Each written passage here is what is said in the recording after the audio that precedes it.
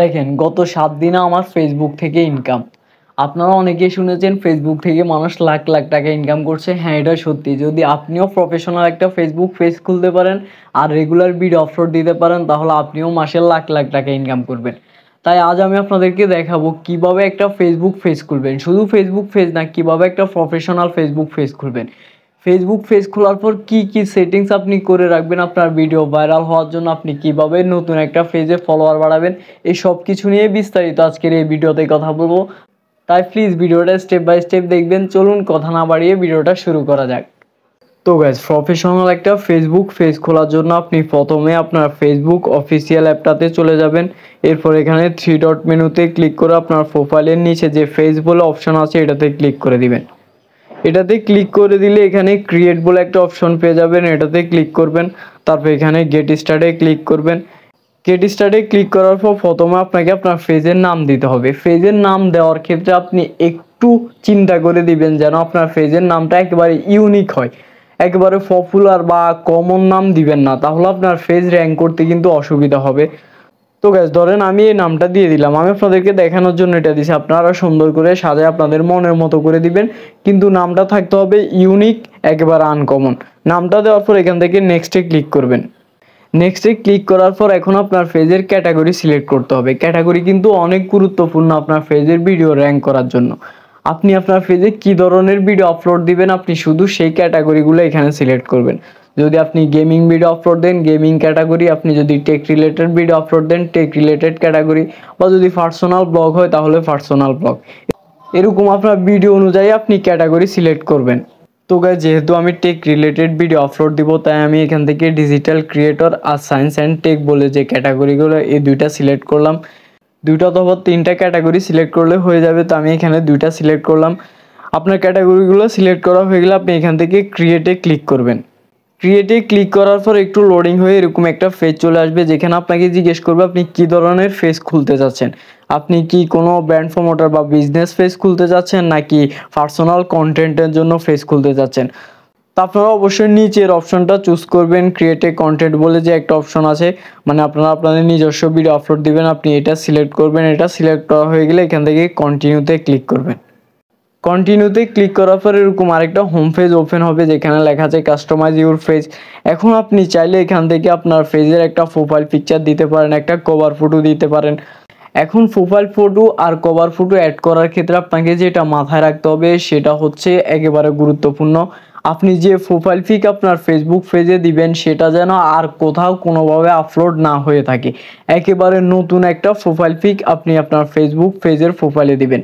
Cover photo যেটা দিবেন সেটাও সেম হয়ে থাকতে হবে, যেটা আর কোথাও কোনো দিন আপনি আপলোড দেন নাই, কোনো প্ল্যাটফর্মে আপলোড দেন নাই, এরকম একেবারে নতুন একটা কভার ফটো বা নতুন একটা প্রোফাইল পিক এরকম আপলোড দিতে হবে। যদি আপনি রিইউজ, মানে যেগুলো আগেও কোথাও কোনো সোশ্যাল মিডিয়াতে আপলোড দিয়েছেন সেগুলো এখানে আপলোড দেন, সেই ক্ষেত্রেও ফেসবুক কোম্পানি আপনাকে মনিটাইজেশন পলিসি ইস্যু অথবা আপনার পার্টনার মনিটাইজেশন পলিসি ইস্যু, যে কোনো একটা ইস্যু ধরিয়ে দিবে, যার কারণে আপনি ফেসবুক পেজ মনিটাইজেশন করতে পারবেন না।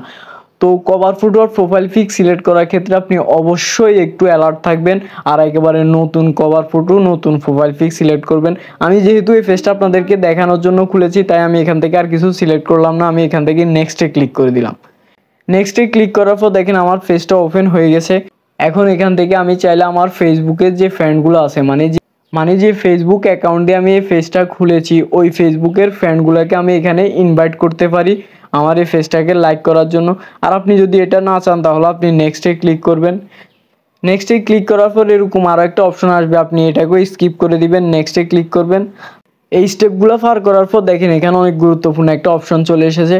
আপনি যদি চান আপনার পেজের যে কোনো নোটিফিকেশন আপনি আপনার ইমেলের মাধ্যমে নিতে, তাহলে আপনি নিচের যে অপশনটা আছে এটা এনেবল করে দিবেন। আর আপনি যদি এটা না চান তাহলে যেভাবে আছে এভাবেই থাকুক। আমার পরামর্শ হচ্ছে আপনি এভাবেই রাখেন, ইমেলে নেওয়ার দরকার নেই। যেভাবে আছে নোটিফিকেশন বার ওইভাবে সেট থাকুক। আপনি এখান থেকে ডানে ক্লিক করে দিবেন। ডানে ক্লিক করে দেওয়ার পর দেখেন সুইচ হয়ে আমাদের প্রোফাইলটা ক্রিয়েট হয়ে গেছে বা আমাদের ফেসবুক পেজটা ক্রিয়েট হয়ে গেছে। এখন যদি আমি আপনাদেরকে এখানে 3 ডট মেনুতে এসে দেখাই, তো গাইস দেখতে পাচ্ছেন এখানে আমার পেজের লোগো চলে এসেছে বা আমার পেজ ক্রিয়েট হয়ে গেছে। দেখেন, তো গাইস দেখেন এখানে আমার পেজটা ক্রিয়েট হয়ে গেছে, আমার পেজের নামটাম চলে আসছে। একেবারে প্রফেশনাল একটা ফেসবুক পেজ এখান থেকে ক্রিয়েট হয়ে গেছে। এখন আপনাকে যেটা করতে হবে, এটাকে একটু কাস্টমাইজ করে নিতে হবে। আমি তো এখানে প্রোফাইল পিক, কভার ফটো কিছু অ্যাড করি না, আপনি এগুলো অ্যাড করে নেবেন। আর আপনি চাইলে এখানে সে ইউর অ্যাবাউট ইনফোতে ক্লিক করে এখানে আরও কিছু ইনফরমেশন দিতে পারেন, যেমন আমরা আমাদের ফেসবুক ডাটাতে দিই। আপনি চাইলে এখানে বিভিন্ন সোশ্যাল মিডিয়ার লিঙ্কও অ্যাড করতে পারেন। তো এগুলো আপনার পরে করে নেবেন, এগুলো অ্যাজ ইউজুয়াল সবাই পারে, এটা করে নেবেন। মেইন যে বিষয়টা, আমি যে বিষয়গুলো বলেছি, আপনারা যদি এই বিষয়গুলো ফলো রেখে ফেসবুক পেজটা ক্রিয়েট করতে পারেন, আপনাদের ফেসবুক পেজে কোনো রকম পলিসি ইস্যু থাকবে না এবং আপনারা খুব অল্প সময়েতে ফেসবুক পেজ থেকে টাকা ইনকাম করতে পারবেন। এখন লাস্ট যে গুরুত্বপূর্ণ বিষয়টা, কিভাবে আপনি ফেসবুক পেজে দ্রুত ফলোয়ার বাড়াবেন বা কিভাবে আপনার ভিডিও ভাইরাল করবেন। এক্ষেত্রে আপনাকে অবশ্যই মাথায় রাখতে হবে, আপনি দৌড়ে নতুন একটা ফেসবুক পেজে লং ভিডিও আপলোড দিবেন না। আপনি দৌড়ে প্রতিদিন 3-4টা করে শর্টস ভিডিও আপলোড দিবেন। কারণ আপনারা সবাই জানেন শর্টস ভিডিওগুলো অনেক দ্রুত র্যাঙ্ক করে। আপনি যখন রেগুলার শর্টস ভিডিও আপলোড দিবেন আপনার ফেসবুক পেজে, তখন দেখবেন যে মাত্র 1 মাসের মধ্যে আপনার পেজে ফলোয়ার বাড়ছে বা আপনার ফেসবুক পেজের রিচ অনেক বেড়ে গেছে, ভিউজও অনেক হচ্ছে, আপনি যদি কন্টিনিউ আপলোড দিতে পারেন।